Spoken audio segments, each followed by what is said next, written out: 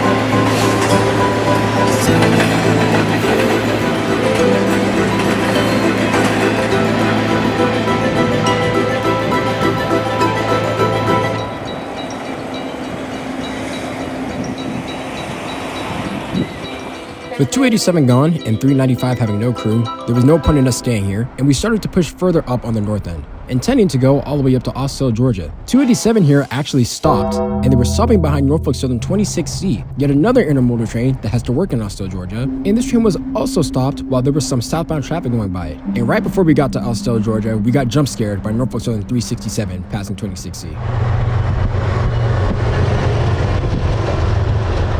After passing the head end of 367, we pushed towards Austell to get nearer to the main rail fanning spot in the city, where I would fortunately be able to catch some footage of the DPU, and I would catch something else. Yep, by complete coincidence, there actually happened to be a rail fan meetup here today. Sensational. And there was a lot of people over here. It was nice meeting all y'all, Jaden, Cal, the rest of you that were there, and guess who was also there?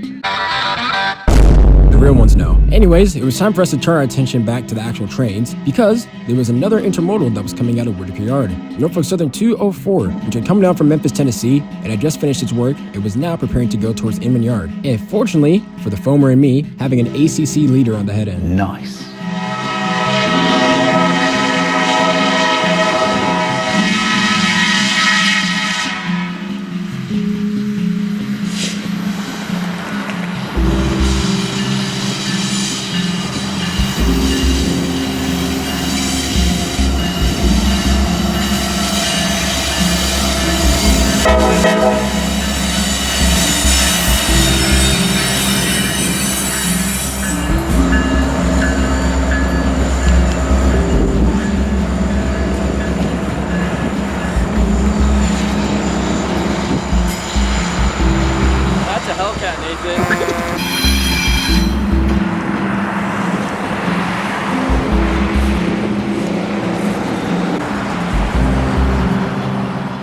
And with 204 now leaving the yard, It's popping. Norfolk Southern 26C shortly got clearance to depart from its stop and get lined into Whitaker Yard.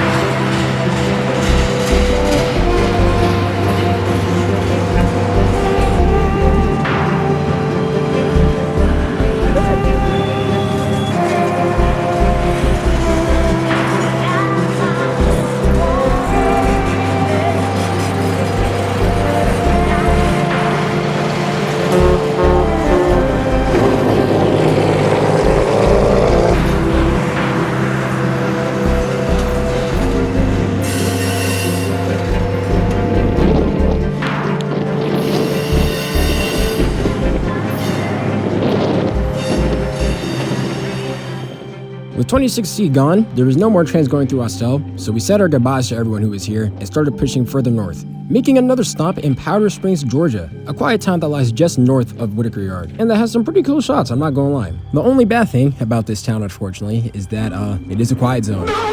Yep, there are a bunch of new residences right by the crossing here, so I'm certain that has to do with why trains no longer blow through here. But it wouldn't even matter. It was gonna be quiet anyways because there was nothing running. And that's mainly because of the 26C that we saw earlier. I mentioned before that they were at Whitaker Yard, and today they were picking up a cut of cars before they continued up north towards Chicago. And in having to pick up cars, that means that they would need to extend past the north end of the yard onto the single track main as they were collecting more cars before they eventually departed. And with them occupying the single track main just outside the north end of the yard, that would mean that for a little bit, there would be nothing running until 26C either completed their work or reversed back into the yard, which created a dead period for us and a little bit of a bottleneck on the railroad. However, me and that model guy knew that since there was going to be a bottleneck created by 26C, that there had to have been something parked nearby. And so, after continuing just a little bit further north from Powder Springs, we found ourselves here. What is this? Currently, we are at CP Clark, which lies in between the cities of Powder Springs and Hiram, Georgia, with no moving trains to entertain us, but there was something off in the distance. Good evening. Norfolk Southern 373 parked on the main and being led by a Union Pacific ace, and not just any Union Pacific ace, a Thundercab.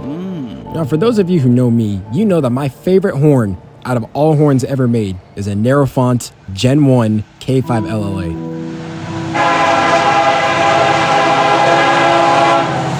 Which is an older version of the K5 LLA, which means that you basically never hear it on most modern EMDs unless it's of the older variety, namely Thundercabs. And so with a Thundercab leading this train, me and that model guy did what any other farmer who knows about horns would do, and we looked online to see what horn this thing had. Oh yeah, this is gonna be good. But with this train parked right here, this was gonna be our prime catch for the rest of the day. We wanted to hear this horn no matter what. Unfortunately, we would have to wait for a bunch of traffic to clear before 373 would get clearance. 26C at this point had already reversed deeper into the yard, so the single main was open for trains to start running, but they would hold 373 for a bunch of other traffic before they would let this manifest proceed towards Doraville, Georgia. And the first of these trains would be yet another northbound, Norfolk Southern 174, a manifest on its way up to Elkhart, Indiana.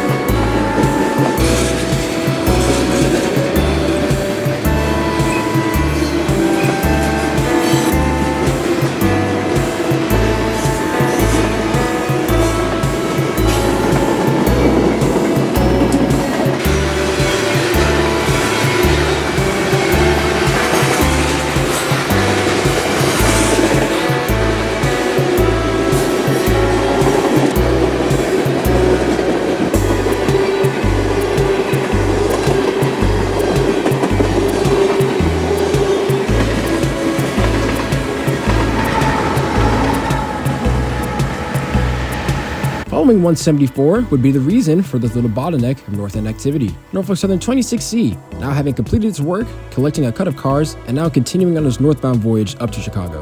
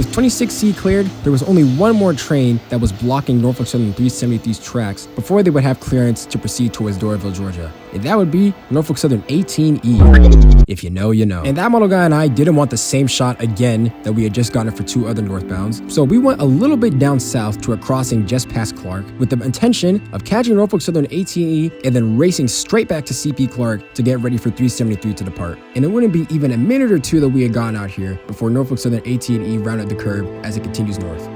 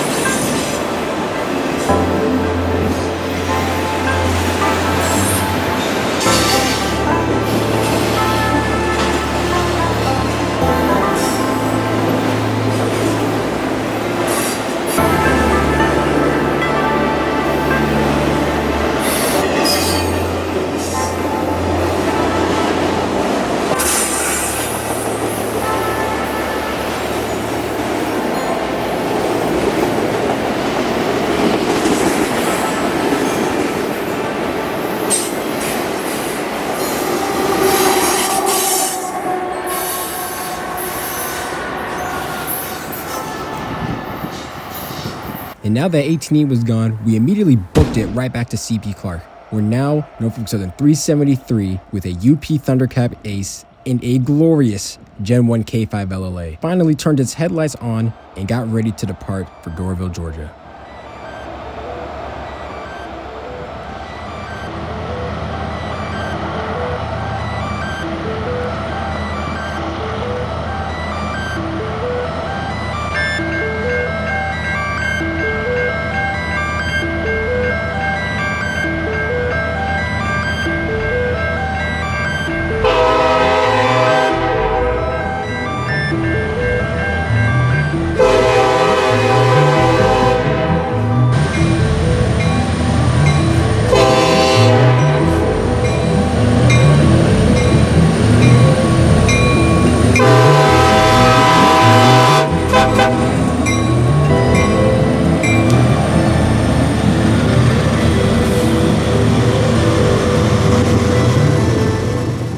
that 373 would be slow as they started departing for Doraville, we decided to enact the second phase of our plan, catching them again at another crossing, pushing a little bit further south past where we had caught ATME at, to this crossing, to give ourselves a little bit of cushion room as we started hearing the growing noise of 373's horn, and before we knew it, this train came rounding the curve by us.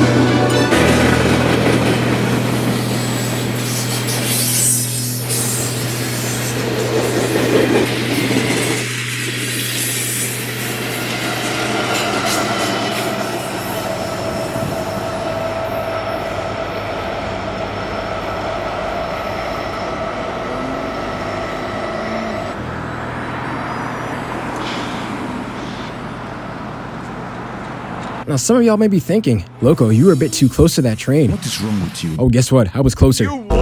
Yeah, I almost switched it off with this train, bro. It was bad. So right when we had gotten to this spot, I wanted a shot of the crossing gate coming down as the headlights were rounding the curve. But that would mean that the gate would be blocking my view of the train once the train actually passed. So right after the gates dropped, I immediately shifted to the left so that the crossing arm wasn't blocking my view of 373. And so I'm kneeling in my low angle position chilling, looking at my camera and looking at the train coming at me. And as I'm looking at the train, I'm thinking to myself, you know, this thing looks a bit bigger than usual.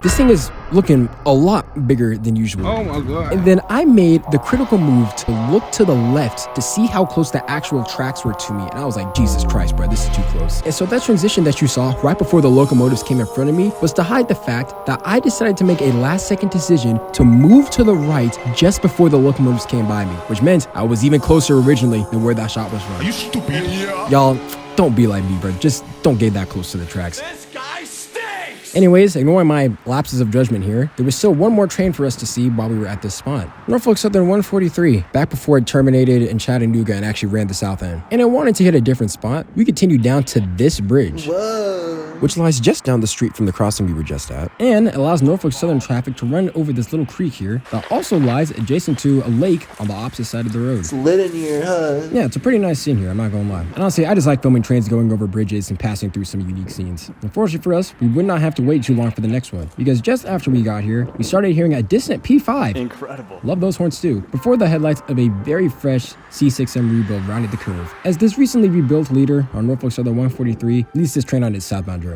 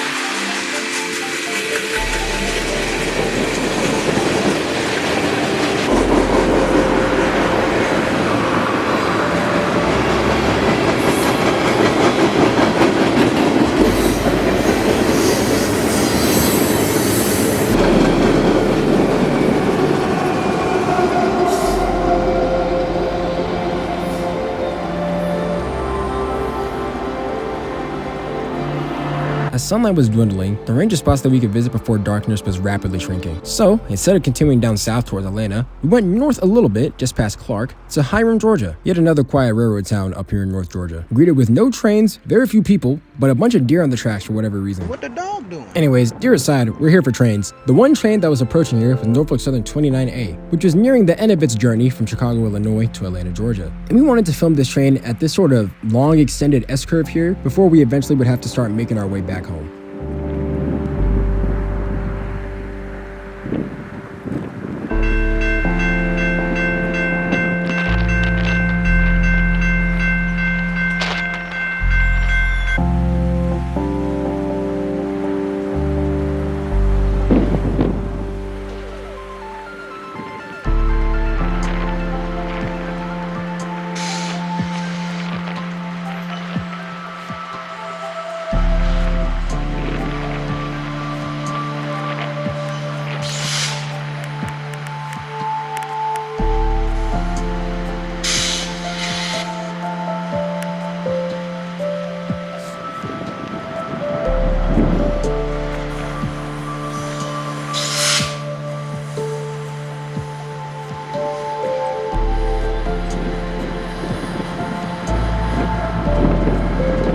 And of course, they were tying down this train here, bro. Are you serious right now? That would just be our luck. As soon as they got up to us, the power stopped, and we knew that they were definitely going to be stopping for a little bit, and that they definitely would not be moving before darkness set in. And so knowing that this train would not really give anything more for us than what we'd already seen, we probably dipped from this spot, and we wanted to try to go up north just a little bit because there was a southbound Autorack train that was coming, Norfolk Southern 189 from Detroit to East Point. And so we wanted to see if we could beat it to another spot that was just north of here before we called it quits on the journey.